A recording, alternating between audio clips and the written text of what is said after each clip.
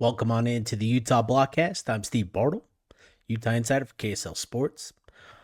Appreciate everybody for tuning in to the podcast on YouTube or your podcast platform, whatever you listen to. Appreciate all the support. It's been a lot of fun. Like I've said the last few episodes, it's been good to be a little bit more consistent actually doing this during the off season. Appreciated Blair Angulo for hopping on the last episode. If you haven't listened to that, I would recommend going and tuning into that. Blair shared a lot of great insights into the current state of Utah recruiting, and I thought that was really good. A really fun conversation with Blair. On this episode, I welcome in Isaac Trotter of 24/7 Sports, and Isaac is really one of the rising stars in terms of college basketball coverage. I think he's done a really good job over the last couple years of assessing rosters and assessing individual games and making solid predictions on what sort of impact to expect from players. So I thought that he would be great to bring on, and I really appreciate that he was willing to come on. I know he's busy; he's got a lot on his plate right now, as there's so much going on with roster construction. But I think Isaac really shared some good thoughts on the Runnin Utes and the Big 12 in general. So really excited about that, and so let's get to it. Let's get to my conversation with Isaac Trotter. All right. What's up, Isaac? How you doing, man? Doing well. Thanks for having me. Dude, I appreciate you taking some time to hop on the pod here with me. It was interesting. I was doing just some college basketball reading. I was on vacation and came across an article from you last summer that inspired me to reach out to you to get you on the podcast. I was reading your Big 12 transfer, projections, and I thought that you nailed Utah's projections on the individual players, their role, and what that would sort of look like. And so I know that you do a great job analyzing college basketball, and I thought I just so I'm fired up to have you on the podcast to talk about this year's transfer portal cycle. Yeah, of course. No, it's fun because I love diving into each individual player. It's like I feel like sometimes in college basketball, we kind of get enamored with like the teams. I love to get in the Yeah, nitty gritty of the personnel of like what does this team actually look like? What are the strengths and weaknesses of this personnel? That's fun for me. So yeah, I'm actually in the works of kind of like going through all of that again for every individual nice. transfer. It's a lot, but you know what? I love it, and honestly, it's not work for me. This is the best part of my job. Dude, that's incredible because like I said, like you went through each one of Utah's transfer editions, and like I said, I thought, now that we have hindsight, right? I thought you nailed each of them. Like reading your assessment of Ezra Asar, I thought you were spot on. Miro Little, being the ultimate X factor, I thought that proved to be the case. And you didn't, it wasn't just Utah. You did that across, the Big 12 conference, other conferences. So man, it's I know that you do your homework, and like I said, I'm fired up to have you on. So, um, let's talk first of all. This past year, Utah making the transition from the Pac-12 to the Big 12. What did you make of Utah in their first year in the Big 12 conference? Yeah, I think it was interesting. I think we kind of knew kind of that losing Davion Smith was going to be a big deal. Losing Yeah, Brandon Carlson is going to be a really big deal. All right, what does this look like? And, for the most part, maybe this is a hot take. I thought Craig Smith was okay. I thought he did a, yeah, a fine job with his roster building. I thought the plans, the X's and O's were good. It just hasn't worked out. And when they figured that maybe we could upgrade with an Alex Jensen, I think it made sense. But, as I kind of watched them, I just felt like there was a little bit of an athleticism gap compared to with the rest of the Big 12. You just see some of these souped up wings that yeah, it felt like Utah didn't necessarily have that. And so, I love Gabe Madsen. I've covered Gabe Madsen since he was in high school back in the day in Rochester, Minnesota. So like I've seen him for a really wow, long time. He's a really talented player. But like when he's your number one wing and he's an off the move specialist, right? Like and he yeah. has to kind of like create for his own shot off the bounce to kind of save possessions. It felt like they were a little bit in dire straits there. So you kind of could see the writing on the wall there in Big 12 play once the athleticism, type of concerns start to manifest themselves a little bit. Yeah, I thought that that's essentially the lesson learned was that the athleticism across the board, right? Not just in the backcourt, but in the front court as well. And I think that was a difficult lesson to learn. But here we are, and as you sort of alluded to it, obviously Utah made the coaching change, and it was met with some criticism given the timing of it. And I think the criticism was ultimately fair, given the timing of it. There's still, I think it was 5 or 6 games left in the season, and it's just something that you don't see. And so, Utah, knowing what was going on behind the scenes, I feel like Utah, made the decision that they knew they were ultimately going to make, and given the timing of it, and where they felt they were with their dream hire, Alex Jensen, who was a guy that the fan base wanted the last time this spot opened up. I think it's now hiring Jensen, it's sort of reinvigorated the fan base, and there's a lot of excitement not only for Jensen, but now the coaching hires that he's made, to fill out his staff. There's a lot of excitement there. I would be curious, just given the excitement here locally for Jensen's return, what's sort of the national perspective on Alex Jensen and some of his assistants and staff that he's brought in? Yeah, I think a lot of people are just kind of curious to see what is this going to look like for them. And I Yeah, think nationally wise, a lot of people have just jumped to the conclusion of, oh, they're copying the BYU model. And yeah, I think that's fair, I guess, a little bit, but it feels a little bit hesitant. I'm not the one championing that type of narrative. Like good, I'm kind of good. open-minded about like what this could potentially look like. It felt a little lazy to me when I kind of start to see people say that, just because it's just different. And I think the fact that he's played here really matters. I think Mhm. I'm just curious to see kind of like what the roster building looks like moving forward, how much resources they have, and like that's the thing that we didn't necessarily know about nationally. Like how much is Utah working with NIL wise? How much is this going to change differently when Alex Jensen gets involved? What does this look like in the revenue sharing model moving forward? How much does basketball matter? Like all of those things are different question marks. But Yeah. the basketball parts of that of the Alex Jensen hire are unequivocal. Like we've had some concerns, I guess, nationally about like NBA guys coming to college basketball. What does that mean? I've kind of honestly, I don't care about that stuff anymore because a Yeah. lot of NBA guys are now coming to the college ranks. It feels just like a real area where is growing and is probably going to continue to grow in the growing future.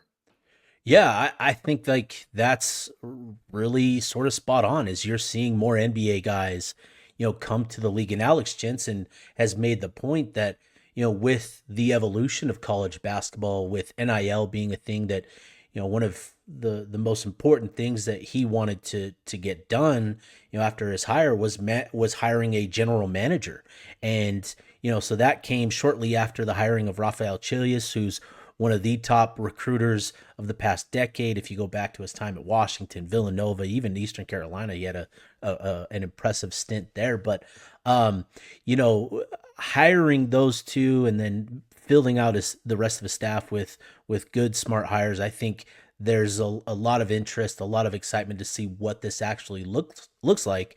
And as you mentioned, I think there's going to be more and more NBA coaches that make this transition to the college game because of how it's evolving with the money and all of that. I'd be curious your thoughts on the importance of, programs having a good general manager and what that means. Yeah, it's super vital. I think the thing that's really changed is that like recruiting isn't like 3-year relationships anymore. It's not Right. like, oh, I watched him in 15s and 16s and 17s in AAU, and I know the family. And if that was the case, like Mike Boynton would probably still be at Oklahoma State for getting like Cade Yeah. Cunningham there, right back in the day, because Right. he was just so good with relationships. And yeah, relationships matter as much, but you talk to coaches, you talk to general managers. It's 3 weeks of dating basically, and it's a Right. hop on a Zoom, pitch your pitch. What's the money? What's the role? What's my development? Make a decision. And so I think that like has given, new coaches, especially coaches that maybe they're not like super familiar with the AAU scene, a chance to be competitive right away, because it's not necessarily, obviously who is important and getting your names in there, but like it's really more about the role, what's the money, and what can you do for me? And that's the part that I think Jensen is going to be like, it's going to be curious to see like how his player development continues to be a pitch for him moving forward? How can we make guys better? Like, I know how to get you to the league. How much does that resonate with different guys?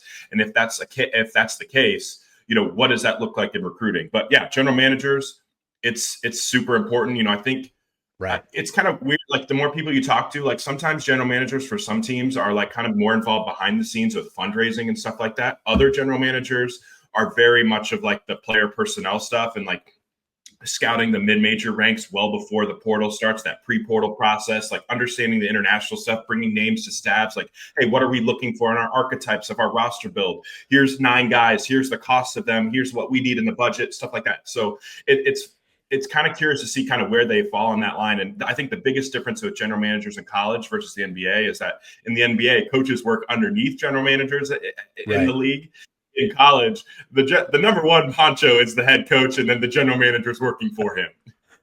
That's an interesting dynamic, and I think it's important to have a good relationship between general manager and coach in that instance. And I think, for Utah, the nice thing there is a history between Jensen and Wes Wilcox, who I think everybody is pretty fired up about. So, all right, Isaac, let's get into the nitty gritty of this podcast, and why I'm excited to have you on is just your assessment of individual players, your read on sort of rosters and all that sort of stuff.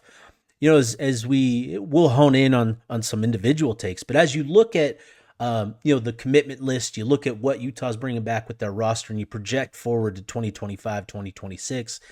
What do you think? Alex Jensen, his staff, what do you think they're putting together with this list of guys that they've landed so far? I think the first thing that stands out is big wings that can guard multiple positions. I think that's something that you see in the NBA a lot, and that's kind of what they brought over into the college ranks. Like Ja'Kai Howard out of Auburn, he is 6'6", 185 pounds. You watch anything of him, he can put his absolute chin on the rim.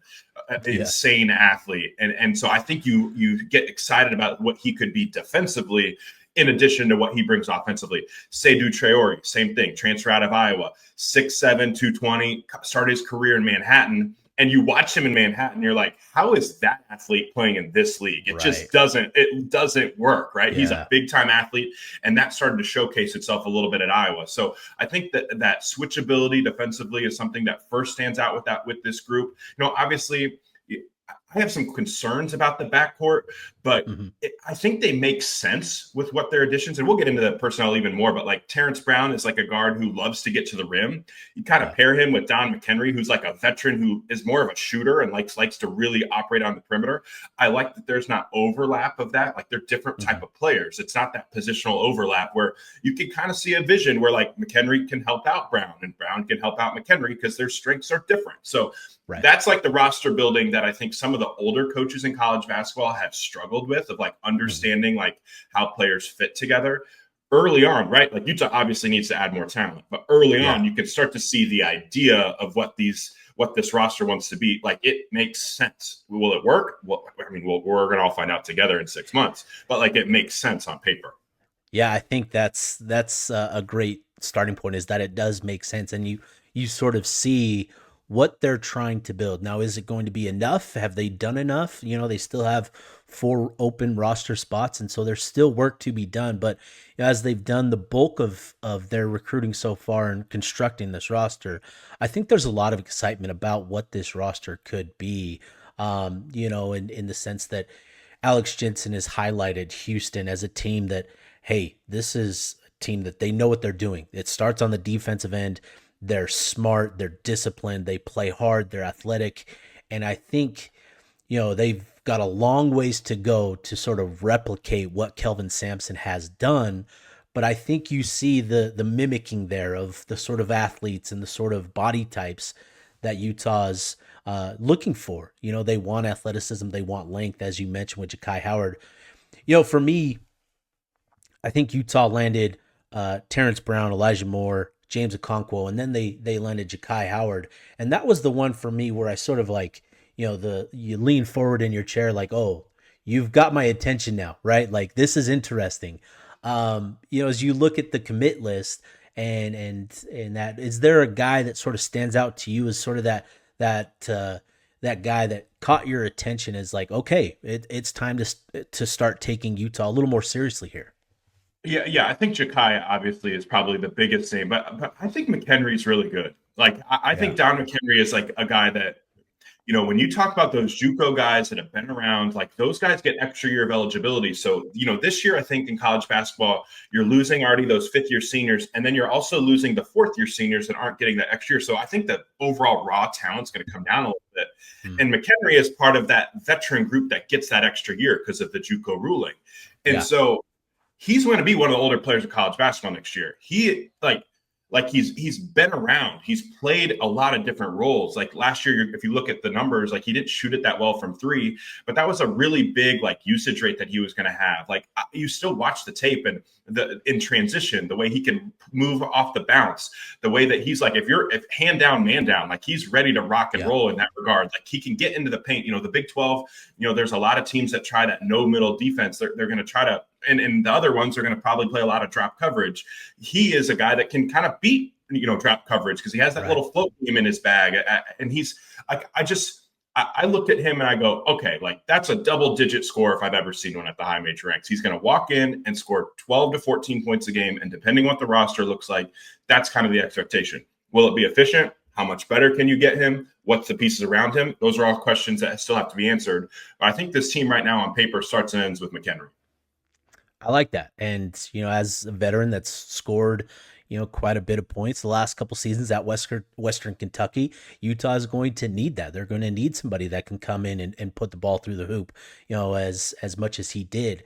I think the goal for him with McHenry is you look at what he did this past year compared to the year before, and the efficiency in the previous year, that first year at Western Kentucky, I think is sort of the goal for Utah bringing him in. I think, getting him, around 14 points a game, shooting more efficiently where he's closer to 37% than 31%. As you assess these guys, how much of that do you take into account where you're not just assessing, the last year? Obviously it's a big part because that's, the most recent thing, but how much do you value the career production and what they could be in their best versus their worst? Just how do you go about evaluating all the entire picture?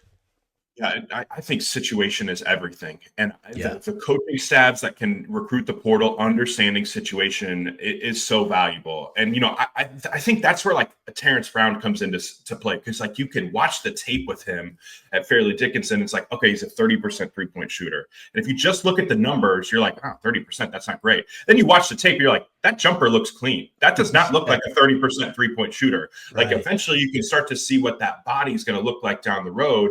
He's up to 175 pounds. Like I think if he added 10 to 15 more pounds this offseason, like you could potentially see him working his way to being a competent 3-point shooter, whether that's 34, 35%. Like that's in the range of potential outcomes. So yeah, like Right. situation matters so much. Like I can go down the list of all these different transfers of like, Yeah. the biggest example that I think of is like Miles Kelly. Everybody looked at Miles Kelly in this last portal cycle. It was like, oh, 32% 3-point shooter. But he took such hard shots at Georgia Tech. He transfers to Auburn. The quality of look that he's going to take is way different, way better. And look at what do you know? Auburn goes to the Final Four. Miles Kelly leads SEC in threes and shoots 40%, nearly 40% from three. So like that's like context is just so important in portal scouting. And if you don't have that context, and I don't think you're fairly adjudicating like what these players are going to be. And so if anybody who's like going to look at McHenry and be like, oh, he's a 31% 3-point shooter, it's like, well, maybe we should talk about this a little bit differently because, like, just look at the shots that he's taking. He's taking some hard ones. Can we maybe pare down his shot selection? Can we get him some easier looks? Can we play him off the ball a little bit more and then have him an opportunity to shoot maybe closer to 37% again? I think that's such a great point, is that context matters in these evaluations. And when you look at what he was able to do year one versus year two, the context with that Western Kentucky team was the injuries that mounted for Western Kentucky this past year. They lost two of their top two scorers, and suddenly, McHenry has a bigger load on his shoulders. He's got to take tougher shots. So I think that is a great point that you make, and I think it's key to a number of projections here with this Utah roster. I'd be curious to get your thoughts on James Okonkwo, who's he's been around, college basketball for a few years now. West Virginia, North Carolina, Akron, and yet, he commits to Utah, and Jamie Shaw of On3, tweets out something that he's still got a lot of potential left. What do you make of his game and how he fits in this rotation? He kind of reminds me a little bit of like what you were talking about, that Houston archetype of like wingspan matters. Like, yeah, he's 6'8", Yeah. 240, but I think his wingspan's a little bit longer than that. I don't have the exact number in front of me. He's fascinating to me because I think he's a little bit different than Babacar Faye, who they've also added. Like, Faye is like that transition rim runner. I think Okonkwo is like a little bit more of like, I think he's going to be more solid. I think you can kind of trust him to play your defensive schemes, whatever that might be. I think he's scheme versatile. He could be a switch defender. He can guard fours. I think you could see him guard some small ball fives. I think he's big enough that he could handle some of the fives in the Big 12. Like that's one thing, like context also matters in the Big 12. Like, you go up and down, like there's not like that, like 7'2" monster that's playing the five at a lot of teams. Like JT Toppin, he's 6'9". Like, Kansas State, they could have like Tyreek Smith play the five. He's 6'8". Kansas, they could have Flory Badunga play the five. He's 6'9". So it's like a 6'8", 240 big man. People will be like, oh, they're undersized. I think it'll be fine, honestly, like kind of looking at the rest of what the Big 12 is, and you can kind of get away with it with that. But yeah, I think, again, he's one of those guys where opportunity really matters for him. This is arguably one of his best opportunities to play 23 to 27 minutes a game. If he can turn into that type of player, I think you feel pretty good about that investment. Yeah, I think I read somewhere he's got like a 7'2" wingspan, which, I don't know how exact that is, but I think when you look at him, that checks out. He seems to have a Totally. 7-foot wingspan, so I think that matters. And again, the size, the athleticism, the length, you see that across the Big 12. And I think that is another area where Utah sort of learned a difficult lesson that, hey, this is an athletic league. This isn't the Big 10 or the Pac-12 where you can have just these 7'1", 7'2" type guys and just, have them in the low post. You're going to have to be athletic. You're going to have to get out on the wing. And I think that's been a shift that we've seen with this roster as well. As we're talking about these transfer additions, I feel like I failed you because the most important piece to Utah's 2025-26 outlook is the guy that they brought back in Keanu Haws. In my opinion, he really kind of turned into a double threat each night he stepped on the floor towards the final end of the year, final month of the year, and I think he was the key piece to bring back. What do you think Keanu Haws is capable of going into next year? I think that offensive rebounding is something that's going to be so valuable for like in this league, like the teams that can really offensive rebound, generate second chance opportunities, have a successful game plan. And like, that's something that Houston prides itself on. That's something Arizona prides itself on. You up and down the Big 12, the best teams in the Big 12 win the offensive glass and can do that at a high level. I think Dawes, as his motor continues to rev up, as his body continues to get up, like there's no reason why he can't be one of the better offensive rebounders in this league and being somebody that can really get after it on that end every single night. And then you're trying to figure out like, okay, what my role is. And that's kind of fascinating because I'm curious. I feel like he is a known and he is a constant, but I also feel like part of his role next year is still up in the air based on what they do down the stretch here. Depending on the bigs that they bring in, like, is he going to be the guy that could potentially be our starting four-man? Are we playing him as a small ball five? Like, what's our game plan here with him? But I think starting and ending with that offensive rebounding is a huge way to get playing time because, like, again, like I had the numbers in front of me, but like the teams that were elite on the offensive glass just win games. It's just year after year, it feels like those teams are. And that's his path to making a whole lot of money, both in the NIL and then, future basketball opportunities. Yeah, I think for him, that's sort of where he made a big difference for Utah over that final month was he just became a monster on the boards. And for him, Utah didn't run a lot of action through him, but he ended up, being a 20-10 guy. He had a couple games like that. And it's just that sort of easy productivity where he's just hustling and getting after rebounds and putting them back and all that sort of stuff. So I think he's a guy that Utah is very excited to have, and they'll run more through him.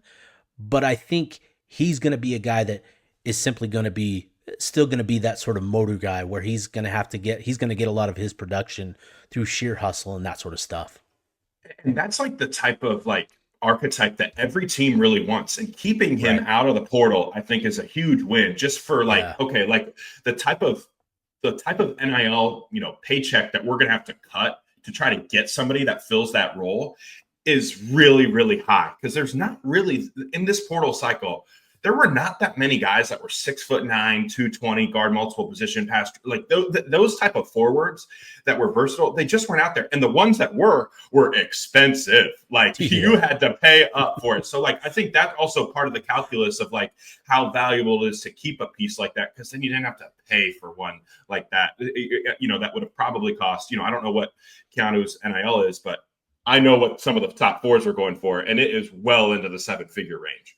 Yeah, he got a nice payday. I know that much. All right, Isaac, let's talk just kind of putting this together, right? So we've talked a lot about the individuals. How do you sort of see, or project Utah starting five with this current makeup? Is there something you would like to see them add to the roster? Just what do you sort of see this starting five and rotation looking like right now? Yeah, I don't know if I see a true point guard on this mix. Okay. When I watched Terrence Brown, he played off the ball a lot. Now, granted, he got a lot of on-ball reps, and like he had a 21% assist rate last year. So you can see some of the decision-making that you see there. Don McHenry, he's also somebody who kind of plays more off the ball as like a scorer type. So I'd be curious to see down the stretch here, like, are they able to add, a big time decision maker that could help kind of trigger this offense in different ways to maybe like get them better looks, get us into stuff. That could even be like a big wing that can play make a little bit. Ja'Kai Howard is super talented, but playmaking has not been a strength of his game so far. Like he is a run and gun athlete. I'm going to go dunk all over you. He's not like let's initiate the offense and I'm going to like have 7 assists today. So we'll see how that kind of coalesces a little bit. So I think adding a couple more of those like primary decision makers would be something that I think is a big priority for this roster moving forward. But if you go into next year and it's Brown at the 1, McHenry as like your 1-2 like kind of combo, you guys are both kind of sharing the ball there. Ja'Kai Howard at the 3, maybe Dawes at the 4 and Okonkwo at the 5, or Faye at the 5 if he's healthy. Like you can talk yourself into that group being pesky, but I still think like when you look at the Big 12 and you see how much retention has mattered, and you see JT Toppin come back to school, and you see Kansas is able to go into the recruiting ranks and get a Darren Peterson. You see what BYU has obviously done. Like this group certainly, in my opinion, I think needs 1 or 2 more big pieces if they want to compete for an at-large bid. That's just kind of how I kind of break it down as of now on, what is it, May 19th? Still time. Right. Yeah. No, and so that sort of leads into my next question. I wanted to ask you, what is sort of, or should be the sort of the expectation or, the goal for Alex Jensen in year 1 of this rebuild? Because this is a true tear it down to the bolts type of rebuild for Utah, where they're starting from ground zero and building this thing up. What is sort of the step-by-step process for Alex in this rebuilding process? Yeah, I think the most important thing is just being fluid. I think Houston has their identity. Michigan State has their identity. Those teams that are entrenched have their identity. But I think the best teams right now are the ones that are fluid. It's like one year our roster is going to look like this and have this strength. The next year we can kind of adjust and have different rosters on the fly with different strengths. And I think that's the thing moving forward, as like these rosters continue to flip-flop at an absurdly high level that can separate you. Now, I look at them in the Big 12. You're going to have people that maybe don't do their research on the transfers, and they're going to put Utah last. It just is what it is in the preseason Big 12 rankings. It is what it is. How can we outplay those expectations? Can we be in an at-large conversation in, mid-January, mid-February? Like, I think that would be, in my opinion, a successful season when you kind of bank on what this roster looks like now. Now, obviously, if they have some tricks up their sleeves, international recruiting is a big deal right now. Like, there's still some big free agents over there. That could change the calculus of this group right now. But with the Big 12, how top-heavy it is, if you're just putting yourself in position to finish top 10 in the Big 10, in the Big 12, get a chance to be, the 10 seed, the 9 seed in the Big 12 tournament, put yourself in position to get in that large bid or in that conversation, I feel like that would be a major, major win in year 1. Because the type of money that Utah is competing against in the Big 12 is just not fair.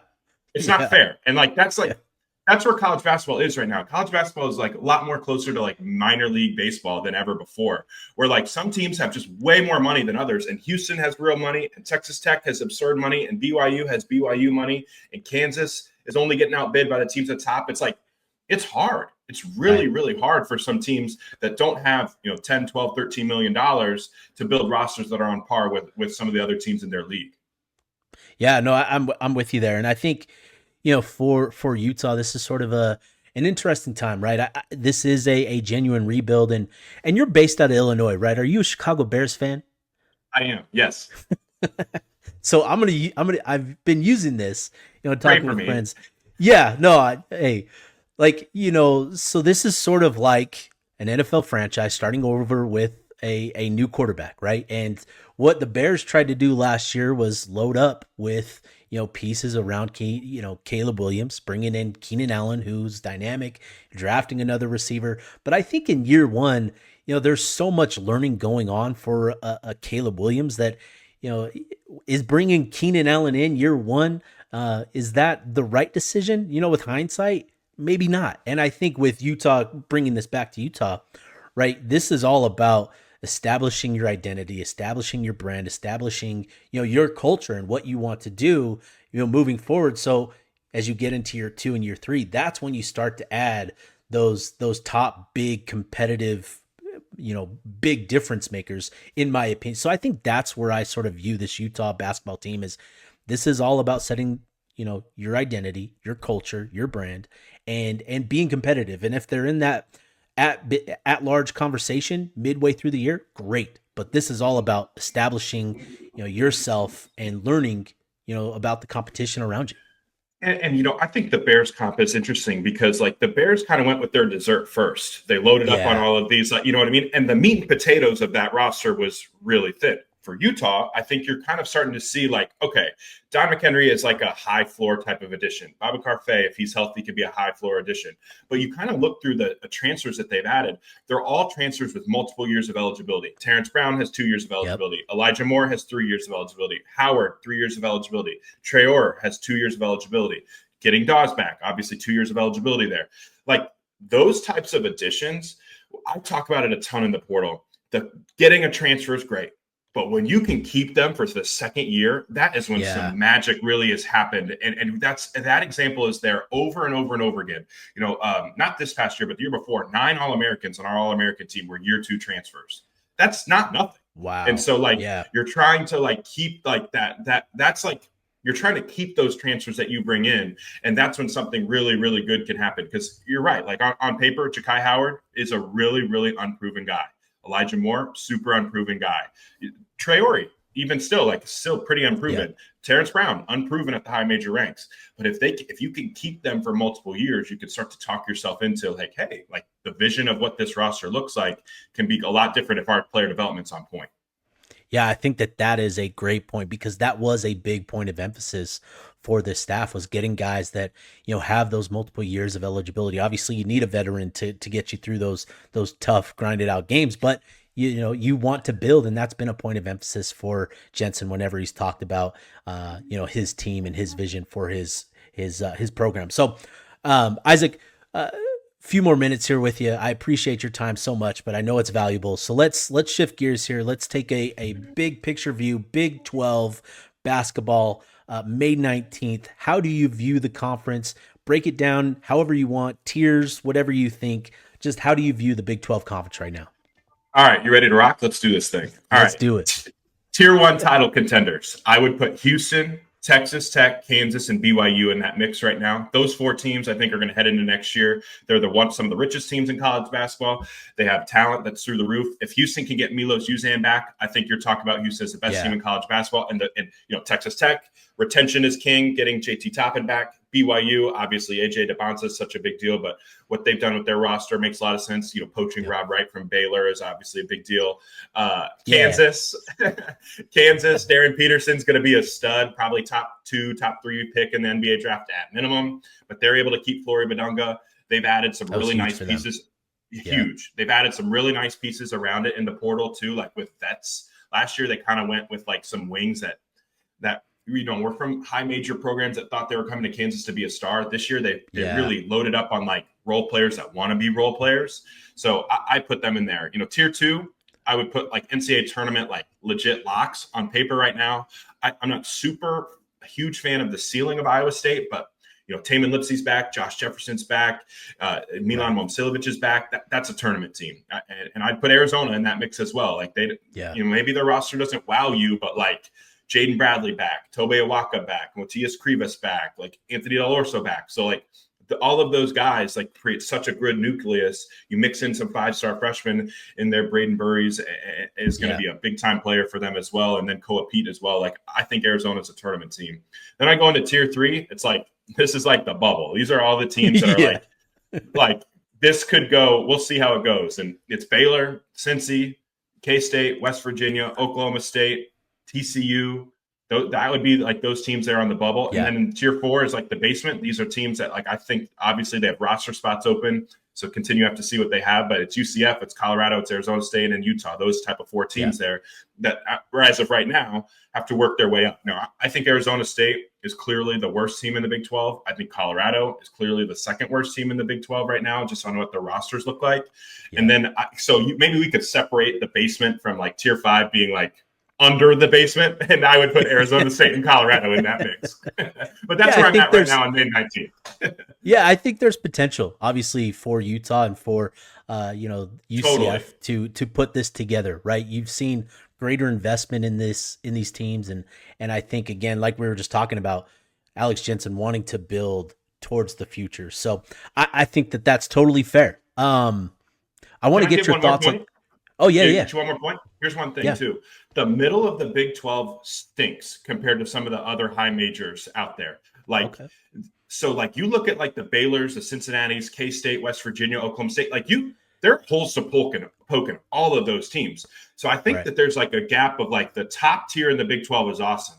Then there's, like, Iowa State and Arizona are, like, pretty good rosters. And then after 6, it's, like, you could talk yourself into any mix there between 7 and 16.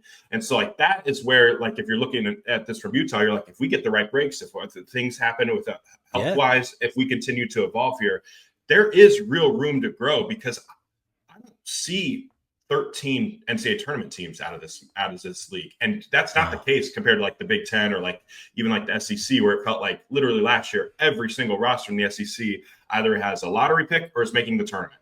That's kind of what it was last year in the SEC. Yeah, no, I think that's a really interesting point where if you're Utah, you like that because that there's going to be some winnable games and you have a chance to surprise next year. So I think that's very fair. I'd be doing a disservice if I didn't ask you your thoughts on the NBA draft, given the fact that you are from, Illinois. I assume that you're a Bulls fan, and given the lottery, sadly, the state here is split red and blue, but that all combines for purple with the Utah Jazz. And so I'd be curious, man, what's the NBA draft big board look like for Isaac Trotter? If you're a Jazz fan, it's just like, how did we not get the number 1 or number 2 pick? Like, good Lord, it's just brutal. I will say this, though. I think that I'm really talking, if I'm a Jazz fan, I'm really talking myself into Con Knipple at 5. I think Knipple is a total beast. He's 6'7". He can pass, dribble, and shoot. He plays off 2 feet great. I kind of have comped him to a bigger Desmond Bane. And that type of player can play in the league for a really long time. And Knipple really impressed this year defensively as well. You have pedigree there too. He's been a 5-star. Like you kind of know what you're getting there. He's been really productive at every single step along the way. So, I think if you're the Jazz, you're like, oh man, like we don't get Cooper, we don't get, Ace Bailey maybe, or Dylan Harper at 2 or 3 there. But I think Knipple would be one heck of a consolation prize and somebody that's going to probably stick in the league for 10 years and gives you a position to get ready for next year where AJ, Darren Peterson, Cam Boozer, like you're still going to be able to kind of have your cake and eat it too. Because I think Knipple he fits with everybody. Any roster construction, you can find a place for Con Knipple on your basketball team. Well, that'll be interesting for a lot of Jazz fans to hear that, because I think a lot of us are hoping that one of Ace Bailey, VJ Edgecombe, or Trey Johnson is there at 5. But Con Knipple, I'm with you. I think he's really super solid and a nice piece to have because, again, as you mentioned, that 2026 NBA draft is going to be loaded. So Isaac, man, I appreciate your time. You've been great. This has been a lot of fun. Would love to get you on later in the year once we know what these rosters look like exactly, and get your thoughts then. But for all the listeners, make sure to follow Isaac on 24 on at 24/7 Sports on Twitter. He does a tremendous job with all of his work. Isaac, again, appreciate your time, man. Of course. Thanks for having me. No problem.